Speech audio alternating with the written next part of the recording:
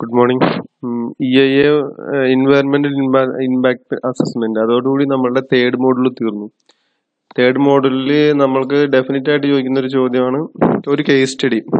അത് Bhopal gas tragedy ആകാം, ചെർണോബിൽ ആവാം, അല്ലെങ്കിൽ നാഗസാക്കി ഹിരോഷിമ ആകാം, അല്ലെങ്കിൽ ഫുക്കുഷിമ ആകാം. അങ്ങനെ ഏതെങ്കിലും ഒരു ഇതിന്റെ ഒരു ന്യൂക്ലിയർ ഹസാർഡിന്റെ ഒരു കേസ് സ്റ്റഡി എന്താണ്, ന്യൂക്ലിയർ അല്ല അല്ലെങ്കിൽ ഒരു ഡിസാസ്റ്ററിന്റെ ഉണ്ടാവും. ഇനി മോഡൽ 4 എന്താണ് Hazard, disaster and mitigation measures.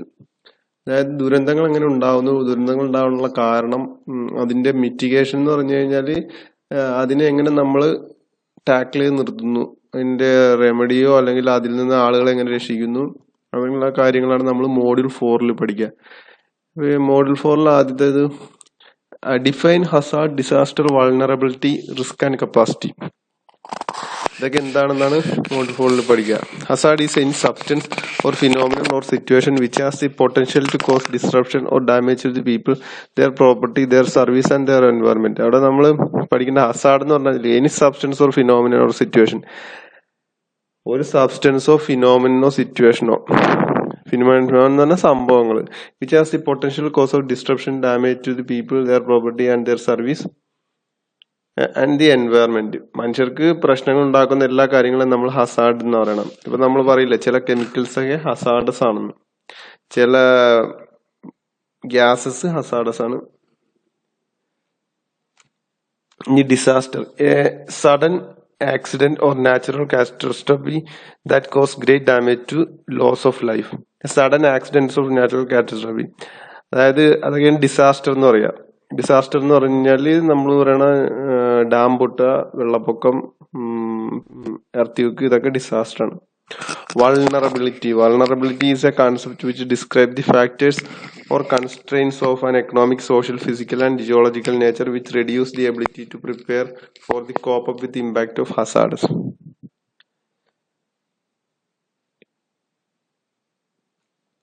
Vulnerability is a concept which describes the factors or constraints of an economic, social, physical, geographic nature which reduces the ability to prepare for and cope up with the impact of hazards.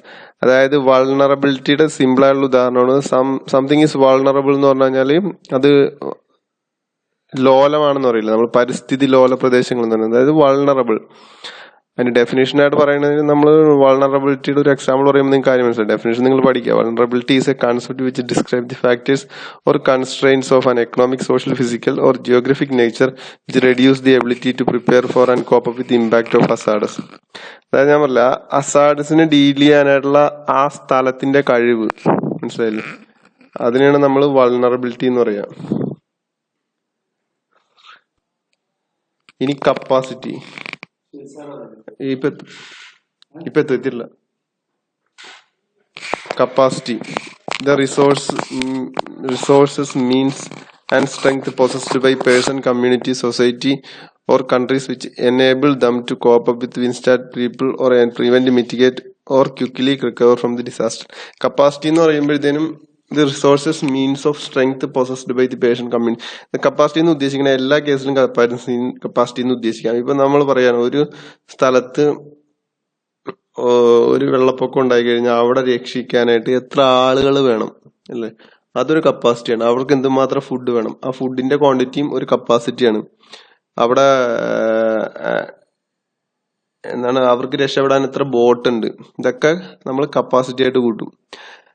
The resources, means of strength possessed by person, community, society, countries which enable them to cope up with, withstand, prepare for, prevent, mitigate, quickly recover from the disaster. അതായത് ഒരു disaster ഉണ്ടായി കഴിഞ്ഞാൽ അതിൽ നിന്ന് recover ചെയ്യാനായിട്ട് നമുക്ക് എന്തൊക്കെ സാധനങ്ങൾ വേണം, അതിനെയൊക്കെ നമ്മൾ കപ്പാസിറ്റി എന്ന് പറയുന്നത്. അതിന്റെ ആ ക്വാണ്ടിറ്റി, അതായത് അവിടെ കിട്ടേണ്ട ഫുഡ്, വാട്ടർ, ഷെൽട്ടർ, അവിടെ രക്ഷിച്ചെടുക്കാൻ വേണ്ട ആളുകൾ, ആ ഒരു സ്ട്രെങ്തിനെയും അതിന്റെ ക്വാണ്ടിറ്റിനെയാണ് നമ്മൾ കപ്പാസിറ്റി എന്ന് പറയുന്നത്. ഇനി risk is the possibility that negative consequences may arise when hazard interact with vulnerable area or people, property and environment. അപ്പൊ നമ്മൾ ഒരു സ്ഥലം നമ്മൾ വൾണറബിൾ ആണെന്ന് പറഞ്ഞാലും നമ്മൾ മനുഷ്യർക്ക് അവിടെ ജീവിക്കാതെ വേറെ വഴിയൊന്നുമില്ല. ഇപ്പൊ ഒരു സ്ഥലത്ത് വെള്ളപ്പൊക്കം ഉണ്ടാവുന്ന സ്ഥിരമായിട്ട് പറഞ്ഞാലും നമുക്ക് അവിടെ ജീവിക്കേണ്ടി വരും.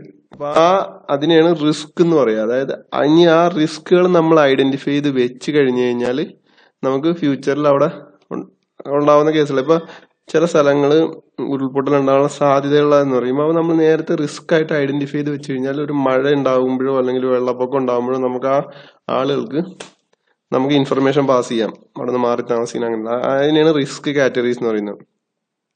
Risk is a concept which describes the potential set of consequences that may arise from given set of circumstances.